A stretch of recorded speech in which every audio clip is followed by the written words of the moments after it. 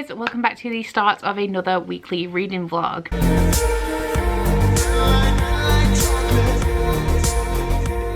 So today we are starting on a Sunday, and the reason for that is that I am currently participating in a readathon that I'm also co-hosting, which is the Sobathon. So the idea of the Sobathon is to read books that you think are going to make you cry. I have posted my announcement video and also my TBR for this readathon, so now I'm just kind of participating. But the readathon does run from Sunday to Saturday, so I thought it would just kind of make sense if this week's reading vlog ran from Sunday to Saturday. I am also possibly going to be cutting it a little bit short to do a weekend reading vlog, but that kind of depends on how my reading progresses throughout this week for the readathon. So I will start off. I normally don't show you my TBR for the week, but I'm a little bit undecided. I have started one book already today, and I'll talk about that in a second. That one is Her Body and Other Parties, so this is my first read for the readathon. But my TBR as a whole I'm going to show you because I'm not sure what I want to start today aside from the book I've already started. So normally when I make a readathon TBR, I do try and consciously make a TBR that I think is going to be good for a readathon. This one, I just picked books that I wanted to read based on the challenges, and I think that this is actually a really good readathon TBR. So these are the ones we've got. I do also have the group book, which is Girls on the Verge by Sharon Biggs-Waller, but I do think I'm going to be listening to the audiobook of that. So I don't have a physical copy, and I will be listening to the audiobook throughout the week. But these are the books that I'm aiming to get through this week to fulfill the specific challenges for the readathon. We have Blue on the cover, a nostalgia read, one you've been avoiding because you think it'll be too emotional, and a book that represents your identity. And then aside from that, as an overarching kind of book for the week, I got Stark Dawn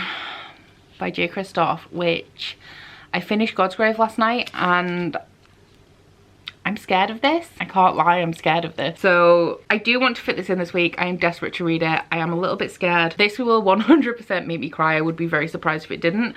But as it doesn't actually fulfill any of the challenges for the readathon, I kind of want to knock out a couple of these before I get started on Dark Dawn. And I don't want to be reading too many other books whilst I'm reading Dark Dawn, because I really want to focus on this because it's my most anticipated release of the year, and like I said, I think it's going to make me cry. The one that I currently started is Her Body and Other Parties by Carmen Maria Machado. So this is a collection of short stories, and I know Gavin is watching this and he's going to comment something like, you said you were never going to read another collection of short stories for a readathon. I know, I did say that, but this is a very short one, and it has a lot less short stories than the last one. The struggle I had last time is that I had to read 2 short stories a day, and it was really tedious. I started this one today because when I do use short story collections for a readathon, I like to read 1 story per day.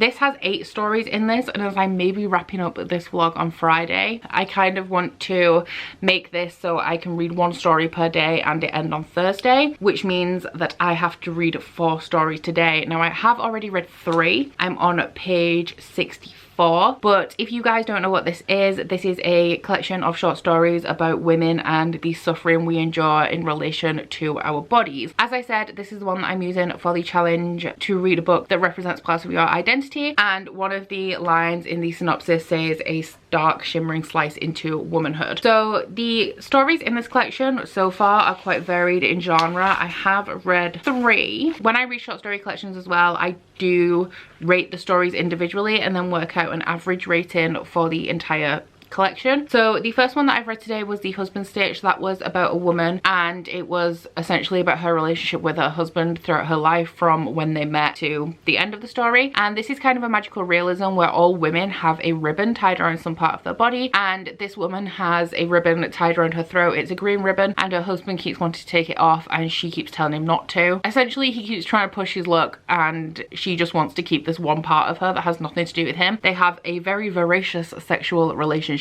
So she's saying to him, like, look, I give you everything. I've given you everything you've ever wanted. Why can't I just have this one thing for me? I gave that one 4 stars. I did really like it. I then read Inventory. Now, Inventory was an interesting one because it was an inventory of a woman's sexual partners throughout this time period. I'm going to say it's her life. And it would say like her boy with grey eyes, and then kind of just a brief summary of the encounter. And I found that one quite interesting because it was kind of sci-fi, where throughout the story you also learned about an epidemic that was breaking out, and the way that the epidemic narrative was told was in relation to these sexual partners, and it told the story of this woman and what she was doing to avoid the epidemic through the sexual partners. And this woman also liked making lists, so I did also really enjoy that one, and I gave it 4 stars. I then read the third one, which was called Mothers. I really enjoyed that one as well, but I don't understand what happened. So that one follows a woman's relationship with another woman, and the relationship is quite abusive, but there's also a baby involved, but then there's also memories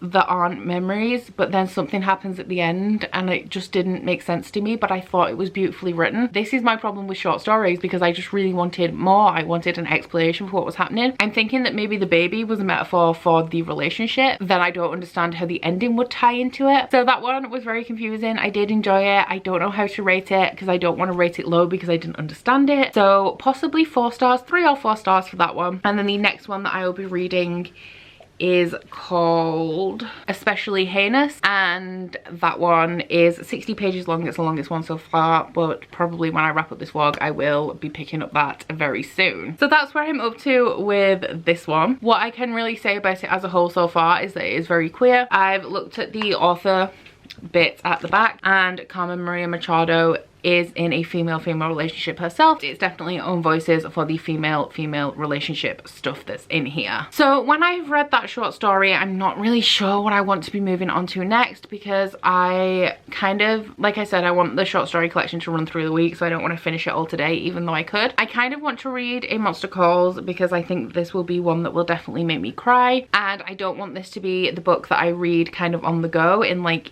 dipping between this and ebook format, because for this to make me cry I'm assuming I'd have to be like really in the zone and really into it. So I'm not sure about that one, and the same kind of goes for this one. I could read really quickly because it's told in like half pages all the way throughout. I feel like I should start Orange, which is my biggest book of the week, just because I can't read this as an on-the-go book because manga, I don't like reading manga or graphic novels digitally. Like I kind of have to read them physically. And then, as I said, the audiobook for the group book I will be listening to throughout the week, so I'm not sure what I want to be picking up next. It's probably going to be Orange, and out of all these I really don't want to read Orange because this will feel the challenge to read a book that you've been avoiding because you think it will make you too emotional, which pretty much really hits the nail on the head about why I don't want to pick this up today. But in the interest of keeping this vlog update short, I won't tell you anything about what the plots of these are about. I will tell you as I'm picking them up. But for tonight, I think I'm going to be reading one more story in this and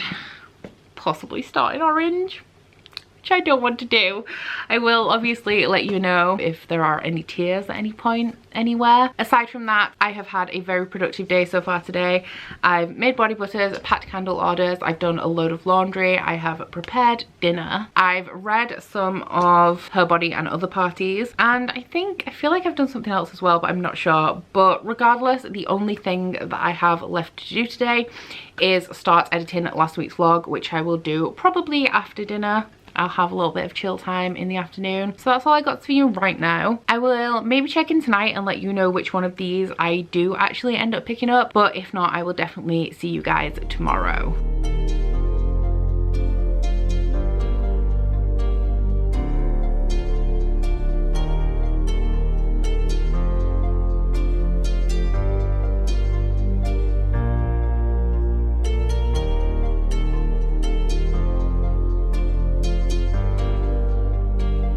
Hey guys, so it's only Monday. It is probably, I don't know why I say probably, I have my phone right here, I can check the time. It's almost 7 p.m. and I have a lot to fill you in on because for some reason I'm currently reading 3 books right now. So we will start off with the one that I started yesterday, which was Her Body and Other Parties by Carmen Maria Machado.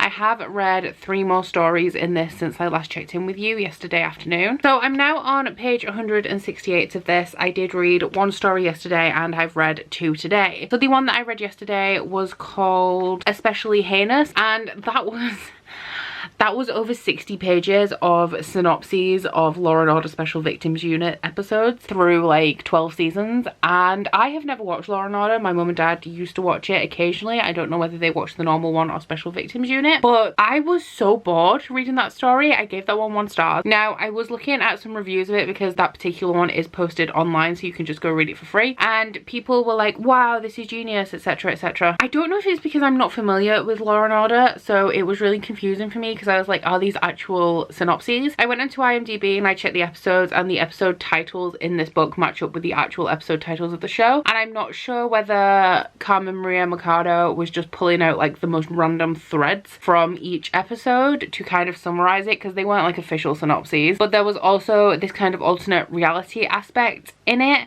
And because I haven't watched Law and Order, I wasn't sure whether the alternate reality stuff was fictionalized. I think it is, because as far as I'm aware, Law and Order is just like a straight up crime show. But I'm sure that that story was very clever and played on things that fans of Law and Order would understand and be able to riff off, but I haven't watched Law and Order, so for me it was just incredibly boring. However, I did read two very good short stories in this today. The first one being called Real Women Have Bodies. Now, that one was very interesting. It was about a woman who works at a dress shop and she becomes involved with another woman, but in the background of the world we have this, not really an epidemic like the last one, like she very specifically states like nobody knows what is causing it, but women are starting to fade away. So it starts with slight transparency, like you'll go really pale and then you'll suddenly just start to become translucent until you disappear. So I really enjoyed that one. I actually gave it 5 stars. I wasn't a huge fan of the end, but as you can probably tell with me being so unfamiliar with short stories, my ratings are kind of loose. So if you ever see me at any point in the near future review a short story collection, don't take my rating as law, because I'm very unfamiliar with short stories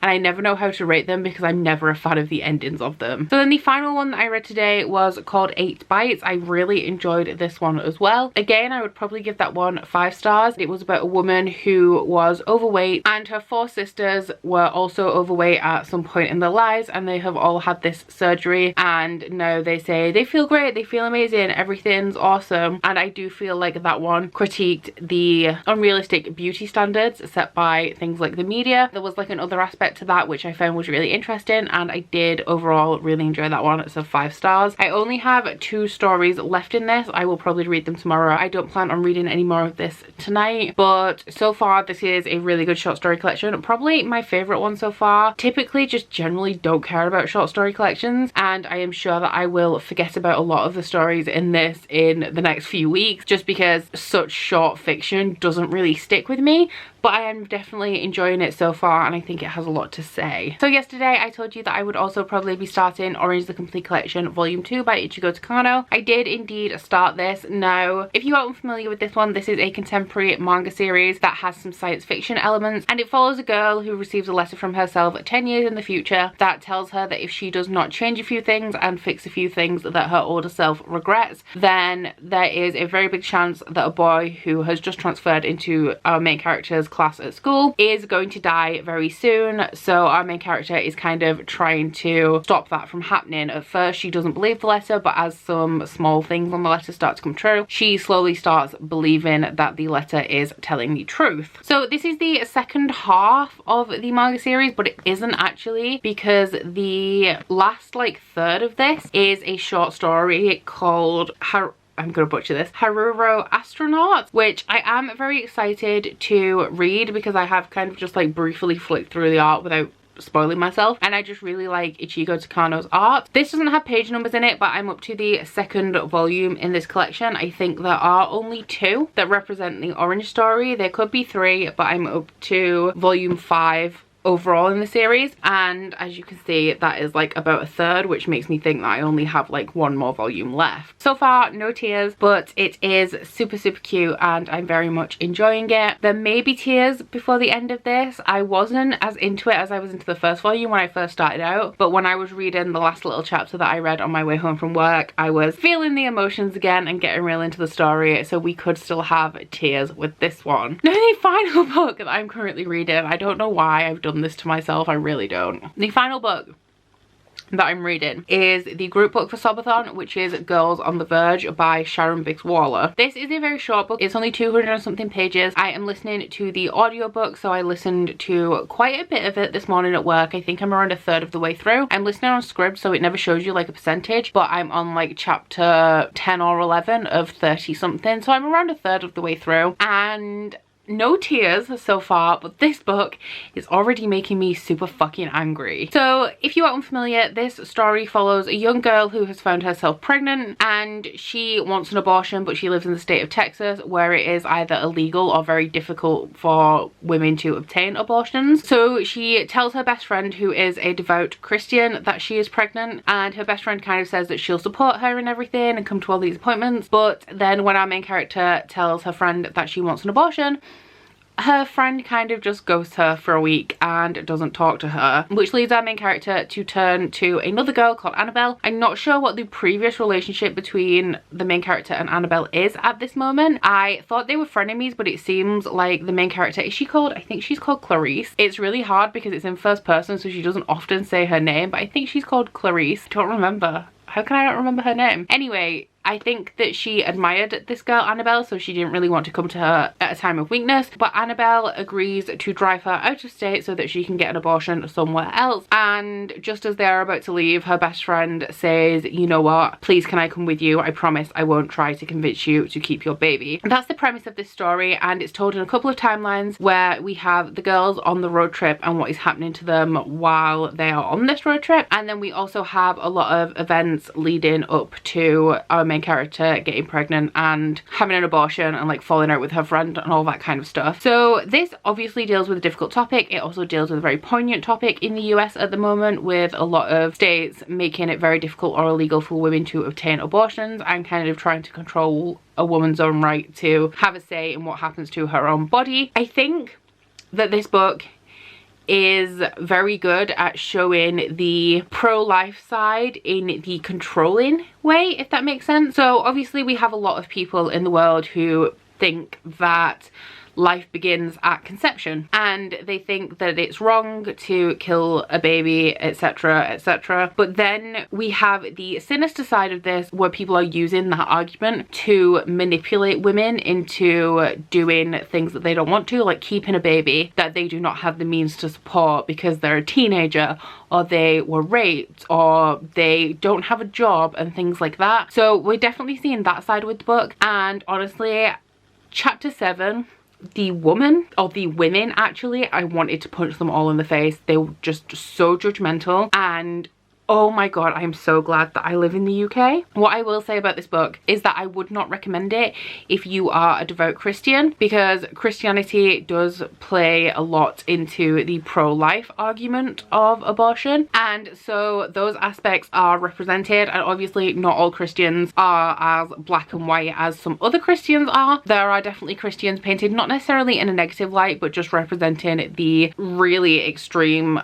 sides of the pro-life argument. And then a couple of chapters later, we also had some men who were complete arseholes, and that also made me really angry. So this book is making me angry, but not because the book's bad. I'm enjoying the book. It's just that with the subject matter and what the author is trying to do, it's supposed to make you angry. So it's definitely successful in that regard. I'm very excited to continue listening. You guys know I am quite picky with audiobooks, but I don't mind listening to thrillers and contemporaries, because a lot of the time I feel like an audiobook is a really good way to ingest those stories. So those are the 3 books that I'm currently reading. My plan so far is to finish this one tomorrow, carry on listening to the audiobook for Girls on the Verge throughout the week at work, and tonight I have to finish editing last week's vlog. I've edited around 20 minutes of it, so I have around 25 minutes of raw footage left to edit. I have 20 minutes of like solid edited footage and then 25 minutes of raw, so I'll get all of that together. It shouldn't take me too long. I don't think last week's vlog is going to come out all that long, but while I'm doing that in between editing, and also when I'm done editing, I think I'm going to try and finish this, and then this will be my first book for Sobathon. Obviously I will come and check in with you guys if I'm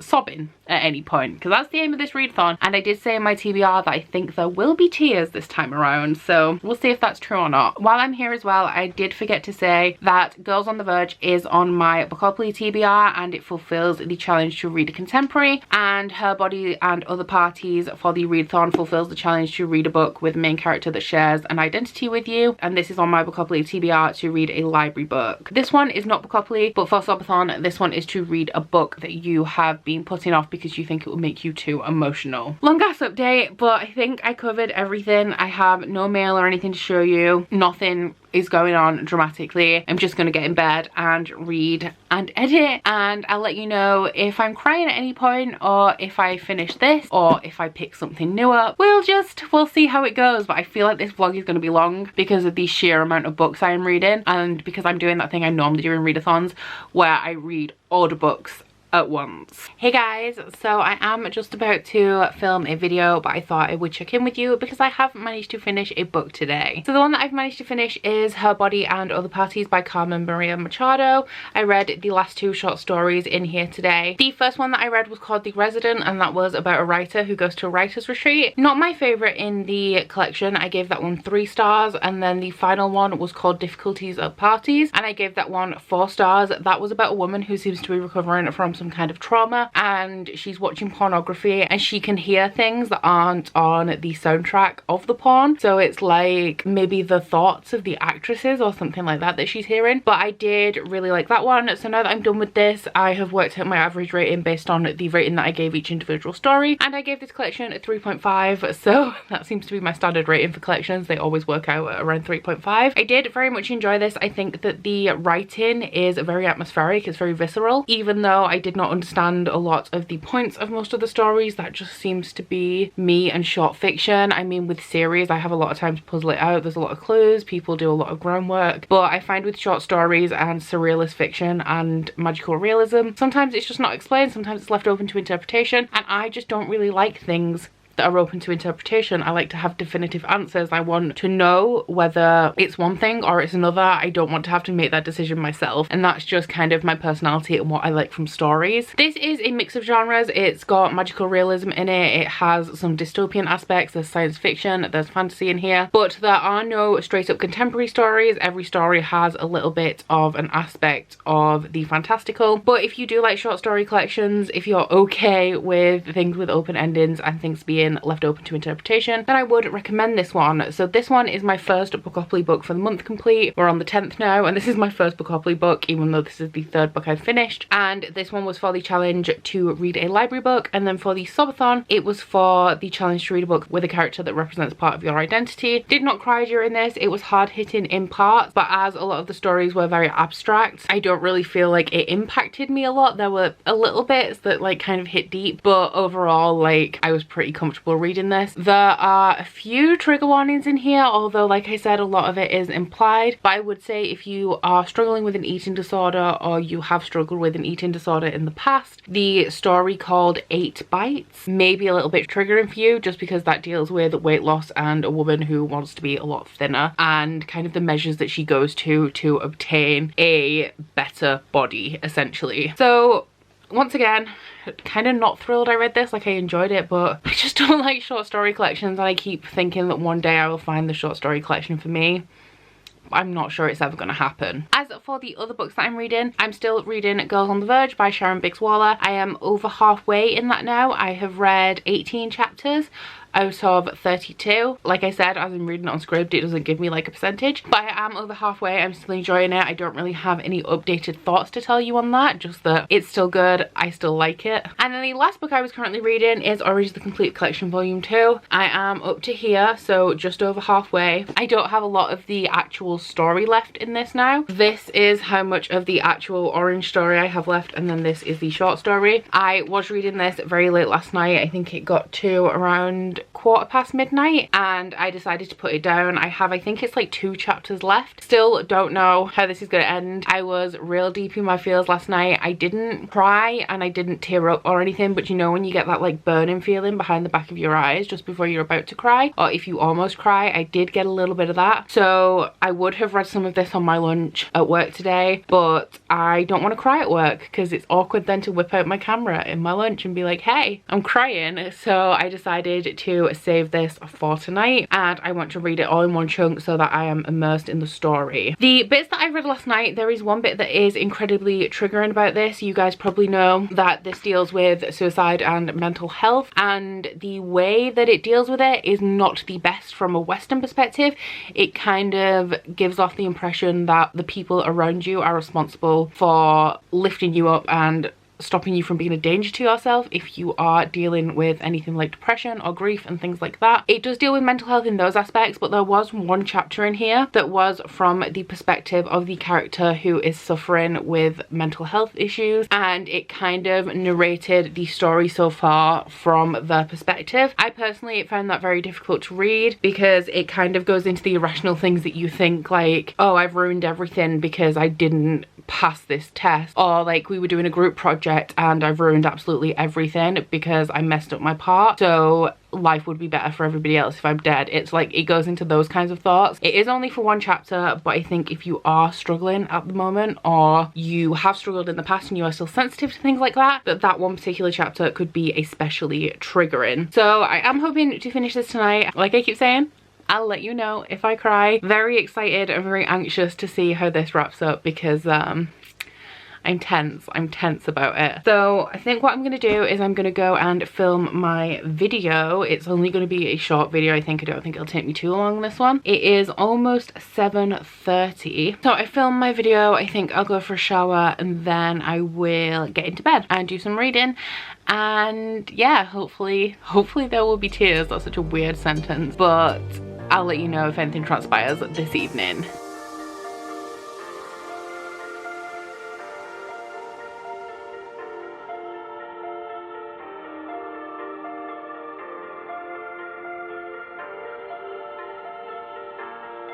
Hey guys, so it is almost 9 p.m.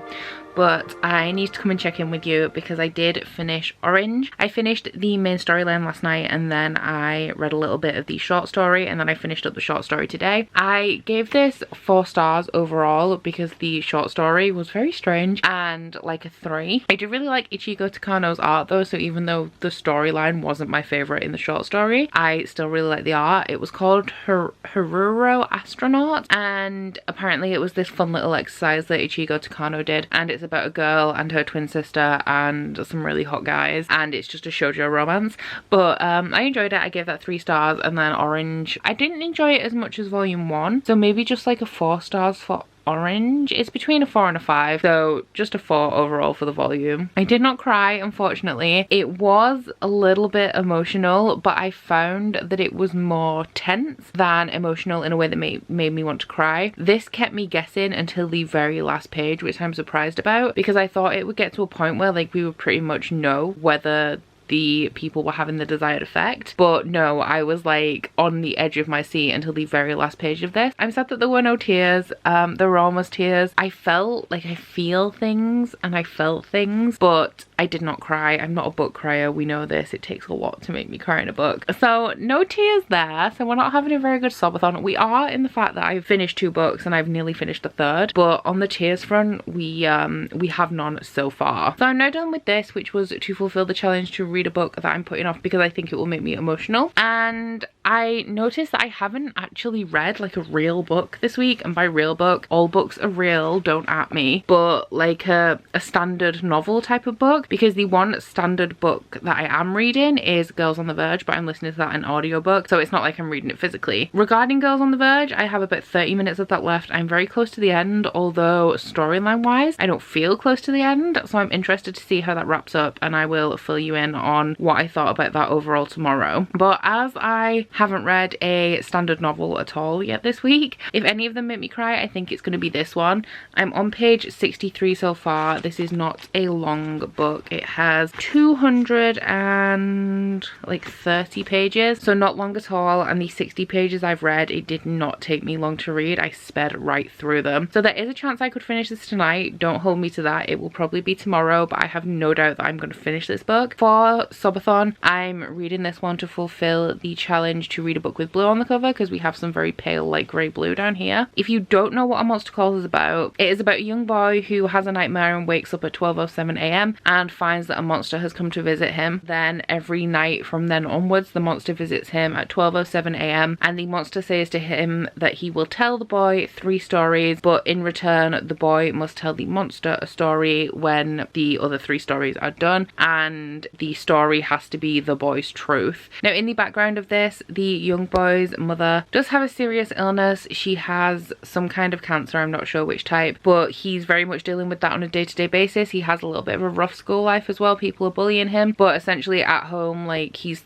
13 I think, and he's making his own breakfast. He's doing the dishes. His mum is going through, I'm assuming it's some sort of chemotherapy, and so there's periods where she's vomiting or she falls asleep really easily because she's so tired, and he's left to kind of fend for himself. Everybody says that this is really, really sad. Don't know if I'm prepared. We'll see. We'll see. So this is what I'm currently reading. I'm going to do a bit of reading now. It is, I think I told you, it's almost 9 PM. I've just finished editing my video for tomorrow and editing the thumbnail, so I am going to I'm gonna put my pajamas on, light my candle and do some reading. I may only read until around 9:30 because I fancy either watching some TV or playing some Xbox. As I said, I've got through 60 pages of this in absolutely no time at all, so I think in like the 35 minutes I spend reading this, I will still get quite a bit done. So I'm gonna go read some of this. If I cry, I'll let you know, but regardless, I will check in with you guys either later on or tomorrow.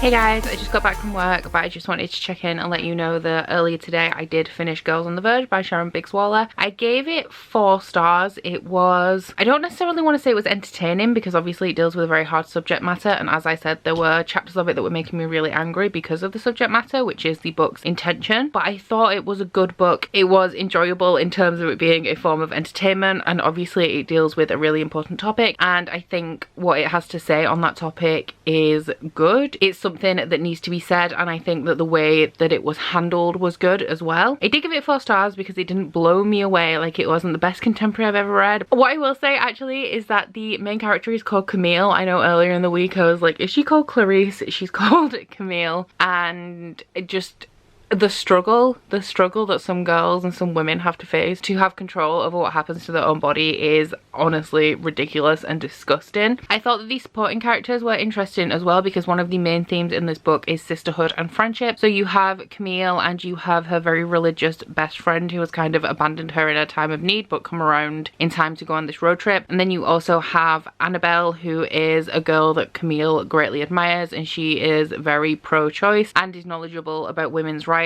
and things like that, and I think that they represented both sides of the argument really well, and it was a good choice to have 2 characters like that because even though it's kind of like 2 almost extremes, and when things like that are done they can become quite caricature-y. So that was 4 stars, and that is the group book done. So I have 2 books left on my TBR, one of which is of course A Monster Calls by Patrick Ness. I am on page 188 of this, so I have around 50 pages left, and last night when I left off I was on page 125ish. You know, I didn't think that this book was going to make me cry, and I didn't think it was going to make me sad, but as I'm getting more into it and the monster's telling more stories and I'm kind of figuring out what the deal with the monster is, it does have potential to make me cry. I could have finished this on my lunch, but I wanted to save the last of it because it's not an ideal scenario crying and vlogging at work, so I will be reading the rest of this tonight. Something I am really enjoying about this is it's not even a discussion but just the representation of grief and the symbolism of the monster monster and what the monster is there to do. The way this book starts out is that Connor meets the monster and he's not scared of the monster at all because he has bigger things going on in his life. His mum isn't very well, and the monster tells Connor that Connor has summoned the monster, and Connor doesn't know why he would do that. He doesn't think that he has done that. As a reader, coming to the realization of why the monster is there is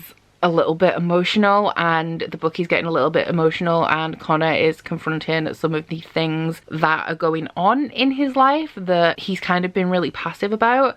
But I will say, and I don't want to say anything until I find out how this book ends. At this point, I don't know how it ends. I have some thoughts about the way that the adults in this situation are treating Connor regarding his mum's illness. Maybe not so much on his mum's front, because as somebody who has cancer, she is dealing with her own mortality, as well as at the beginning of this book, she's trying to raise her child single-handedly and not ask family members for help and kind of carry on as normal because she is sick, but she's having treatment, so sometimes she can be okay. But just the way that Connor's being treated in this regarding the illness of his mum, I don't think I'm down with it. So we'll see how I feel about this when I finish. Like I said, not much left, 40 to 60 pages, somewhere in that range. My plans for tonight, I'm going to be running some sprints on the Sobathon Twitter. I also kind of want to play some Xbox. I should get a head start on editing this vlog because I've read quite a lot, so I know this is going to be a long vlog. But right now I have some food in the slow cooker that I'm just putting the finishing touches to. So I'm going to get some food, maybe make some candles because the wicks that I've been waiting on for most of the week have arrived. So I should probably do some of that. And yeah,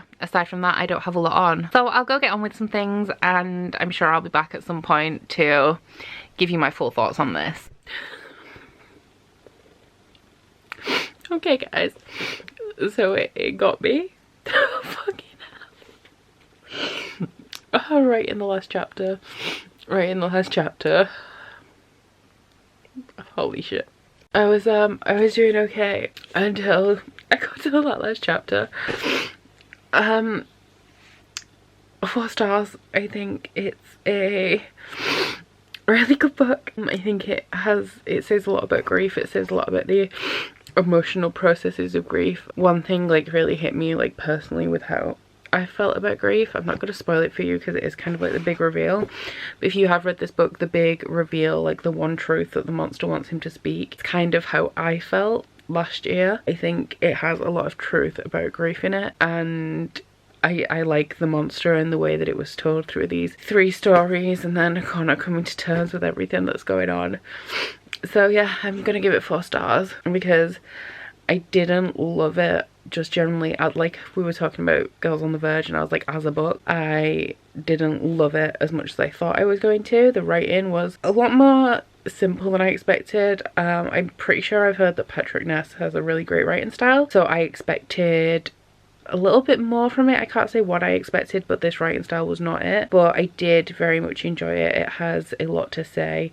It's pretty accurate to grief, and I think the last chapter got me because it was kind of close to my own experience. It was also really not like, this was very different from my experience, but that last chapter, it was like a similar setting and stuff.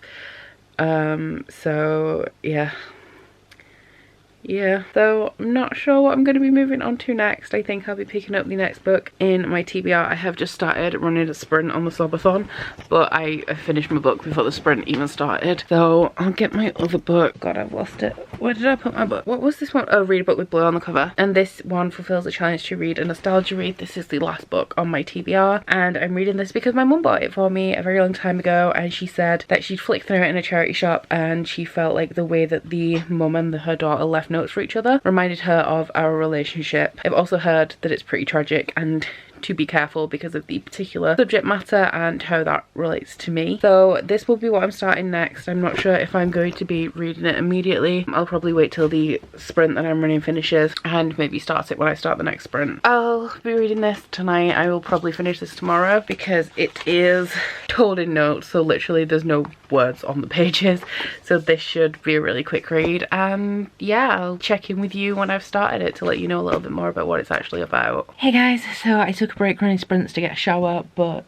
when I finished amongst calls and we went into the next sprint, I started Life on the Refrigerator Door, I am already this far into it, so the smaller section is what I have left, and I literally read that in half an hour. So I'm gonna finish this tonight. I'm gonna restart doing sprints in a moment, and I'm also going to play some Elder Scrolls Online, I think, because I've been back into that a lot recently, only for like an hour a night. But tonight, because this is the last book on my Sobathon TBR and I'm nearly done, I think I'm just gonna chill out and play video games. So this book, I didn't really know what it was about. I only knew that my mum had bought it for me because she felt like the notes represented our relationship. So I didn't know anything about it going in, and then I read the synopsis and I was like, holy shit, this is gonna hurt. So the synopsis essentially says, I'll just pick out like a few highlights, I won't read you the whole thing. If your world was turned upside down, could you hold on to what really matters? Beautifully told through notes left on the fridge door, it is about how we live our lives constantly rushing about, never making time for those we love. Stunningly sad but ultimately uplifting, this debut novel explores what it means to be a good mother or good daughter really means. So I was like, oh god, this is gonna make me cry. And then I read the first page, which is like a shopping list, and it's the mum to her daughter being like, oh, can you go grab these things? And I was like, right, I understand why my mum bought this for me. And then I put it down and I was like, I can't read it. But then I picked it back up, and now I'm like this far in, and I'm not sure it's actually going to make me sad. I feel like the way that the synopsis is written, the synopsis is going to be more powerful than the actual book, because it is just literally told in notes, so you don't really know what goes on in between the notes. And something's happened to her mum, like her mum's found out something about her health. She's not letting her daughter know whether it's serious or not. She's not giving her a lot of information, but like they'll have movie nights in between this, and her mum will be like, right, we need to talk, and then they'll talk in between the notes, so you don't get to see all of that. So I'm not sure whether I'm going to be sad. The last, I was checking to see how many pages it has, and I noticed that the last like page or so, it has a lot more text on it, and I think it's a letter, and if anything makes me cry, I think it's going to be that letter at the end. But so far I think I'm going to be okay. Hope I'm going to be okay, because after A Monster Calls, when I picked this up straight afterwards, I was tearing up a little bit, and I was like, oh no, it's going to be so bad. But so far so good, no tears. Also, because of the format, I'm reading it so quickly that I don't really feel like it has time to impact me, because like some of the pages have like just this much text on, there's nothing there. So hopefully this isn't going to destroy me, but I am going to restart those sprints and play some Xbox now. And I think, unless this makes me cry when I finish it, I will just check in tomorrow, because I'm going to be starting whatever book's in the Shelflove crate tomorrow evening. So I don't think I'm going to start a new book after this, which I don't know what to do with myself if I'm not currently reading a book, but we'll see what happens anyway. Hey guys, so last night I did finish Life on the Refrigerator Door by Alice Pairs. Still don't know how to say this lady's name. I gave it 3 stars. I don't actually have that much to say about it, because the reason that I gave it 3 stars, there were no tears. I did not cry at all reading this. I didn't even really feel all that sad, and the reason why is pretty much what I told you yesterday, and that is just because it is told in like note form and there's nothing in between that. It's very limited text and very limited like scope for emotional feeling. There are people who will find this very, very sad and who will cry. I'm just not super emotional about anything, so when I'm reading something like this, I'm not thinking about what's filling in between the gaps. It's like the text that's leading me to feel emotion, and with there not being a lot in this, I just didn't feel it. I do think that this is quite a good like lighter book, I would say, on the topic of dealing with somebody you love having cancer, but I do think that The Monster Calls is a much better, much more emotional book that kind of deals with exactly the same topic pretty much. They're just told in very different ways, and I did much prefer this one over this one. So that is my Sobathon TBR completed. It's Friday now, but I finished this last night. So I finished my entire 5-book TBR in 5 days. I am not currently reading anything right now, which is weird for me to not have a book that I'm currently reading at all. But as for the Sobathon, I did read 5 books. These are the only ones I have. I took Her Body and Other Parties back to the library because it was due on, I think it was due on Wednesday, and I finished it on Tuesday. So I took it back, and then I listened to Girls on the Verge on audiobook. So Girls on the Verge was the group book and was on my Bookopoly TBR to read a contemporary, and Her Body and Other Parties was Bookopoly for read a library book, and for Sobathon it was to read a book with a character that shares an identity to you. And then of course I read this stack here. Orange Volume 2 was to read a book you have been putting off because you think it will make you too emotional. Life on the Refrigerator Door was a nostalgia read, and A Monster Calls by Patrick Ness was to read a book with blue on the cover. So that is my Sobathon done with. I can't believe I finished everything last night. I'm gonna say that this is probably the most successful readathon I've had, in that I have finished in such a short space of time. But like I said at the beginning of the week, I picked some super easy books without really thinking about it to read during this readathon. Obviously, Dark Dawn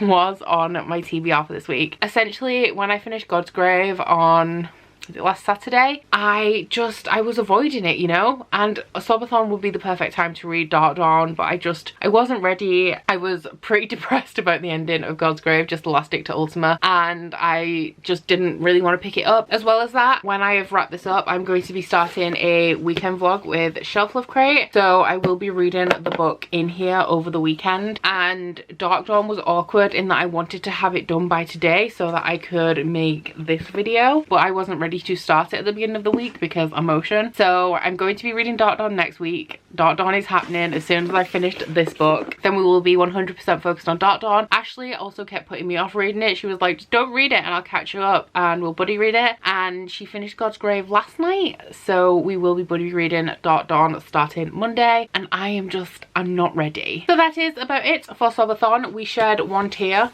when reading A Monster Calls, and we got a bit emotional with Orange Volume 2. Not the best in terms of the actual point of the readathon, which is to cry, but you know, I didn't cry at all last year. This year one book made me cry, so maybe next time we do a round of Sobathon I may have 2 books that made me cry. We'll see. Maybe I'm just getting more emotional the older I get. So that about wraps up this week's vlog. I'm scared of editing it because I think it's going to be long with me reading so many books.